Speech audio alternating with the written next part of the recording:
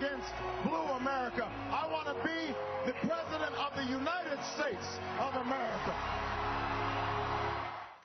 Well, it was just 4 years ago that candidate Obama promised to be a uniter of all Americans, whether or not you lived in so-called conservative red states or liberal blue states. But Republicans now say the re-election campaign of President Obama is doing exactly the opposite. Go to the tape.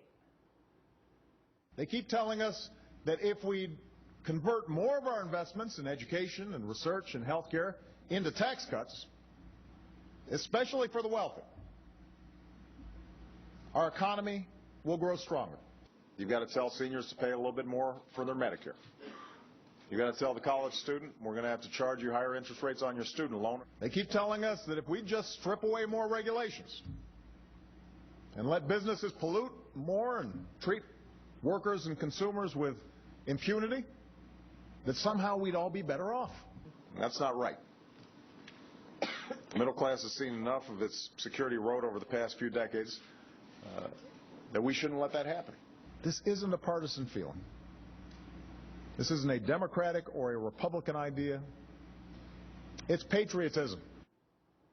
Joining me now for a fair and balanced debate, Simon Rosenberg, president and founder of the progressive New Democrat Network and a former campaign advisor to Bill Clinton. Hi there. And Mark Thiessen, who's a fellow at the American Enterprise Institute and a former speechwriter for President George W. Bush. So now, the general election appears to be underway. And now one of the first complaints being fired at President Obama is that he's violating his promise to be a uniter instead of a divider. And they're pointing to sound bites like the ones we just ran, Mark, suggesting he is drawing a line between red and blue America and calling you not patriotic if you don't agree with his ideas. Dividing red and blue and pitting red and blue America against each other since his first day in office. He promised to be the first post-partisan president, but he's actually been one of the most hyper-partisan presidents we've had in recent memory. And the proof behind it is just compare him to his two immediate predecessors. When Simon's old boss, Bill Clinton, came into office, one of the first things he did was reach across the aisle to Republicans and enlist them in a major bipartisan initiative, which was passing the North American Free Trade Agreement. It was gutsy. He had to challenge the protectionist wing of his party to do it, but he did it. When George W. Bush, my old boss, came into office, one of the first things he did was reach out across the aisle to Ted Kennedy, the liberal lion, and work with him to write, pass, and sign into law the No Child Left Behind Act. And by the way, also, we forget it now, but the Bush tax cuts were passed and negotiated with the Democrats and passed with bipartisan majorities. Now, when Barack Obama came into office, he also reached across the aisle. He invited Republican leaders to the White House, sat them down, looked them in the eye, and said, elections have consequences, and I won. And he had 60 votes in the Senate, he had control of the House, and he told them he didn't need them. And what he did was he rammed through Obamacare, he rammed through the $1 trillion stimulus on party line votes, and the result of it is, quite frankly, is that he really has no major significant bipartisan achievement that he can point to in his first years in his first term in office. Simon, has he been a uniter? I think so. I mean, if you look at let's talk about what he's done as president, right? I mean, he's given tax cuts to 97% of America in all 50 states. We're going to have health insurance now for all Americans, not just part of America, but all of America.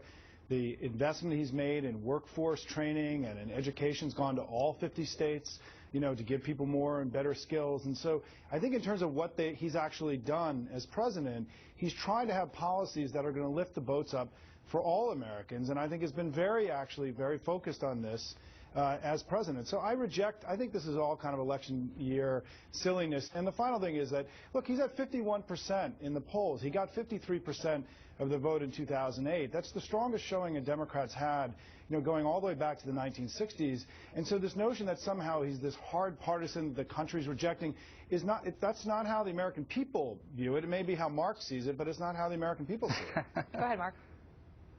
Simon, that's a nice effort. Not one of those things you mentioned was a major bipartisan initiative. And the fact is, look, he is still pitting red America against blue America. That's what the whole the controversy over contraception is about, pitting red America against blue America. That's what the Buffett rule fight is all about. He's pitting. He even said the other day it's just a gimmick. It's a campaign gimmick to pit class warfare and pit Americans against each other. And look, this is what the Democrats wanted in 2008. Simon, I know you're a new Democrat. Democrat, you're a Clinton guy. And the Democrats had a chance to pick another Clinton for the White House. And they decided they didn't want any more moderation and triangulation. They wanted the real deal this time. They were sick of the deals that Bill Clinton cut with the Republicans. They wanted a true liberal in the White House. And so they rejected your ideology and Bill Clinton's ideology and Hillary Clinton's ideology and went for a real liberal president. And that's exactly how he's governed. What do you think of that, Simon? I like Mark. I like Mark. He's good. And so bring him back, Megan. No, I feel unity right now. We're all in this together, red and blue here. But look, I just you disagree. and I were in charge, Simon, we'd have lots of bipartisanship. Listen, I think hell will freeze over before that happens, Mark. But I think that the president is in a strong position for re-election. The American people are behind him in this election. He's up at 51%. The Republicans are struggling to connect with the American people right now. And the truth is, we've improved the health care system. The economy is recovering. It's clear as day that that's happening. Things are getting better in America. Very competent and strong in foreign policy. To me, the most striking poll data this week was in the ABC Washington Post poll that had, on the question of who's doing a better job in health care, Barack Obama was beating Mitt Romney 48-38. So even on health care, the president is seen by the American people as having done a good job. So, look, this is going to be a very competitive election, but I think he's going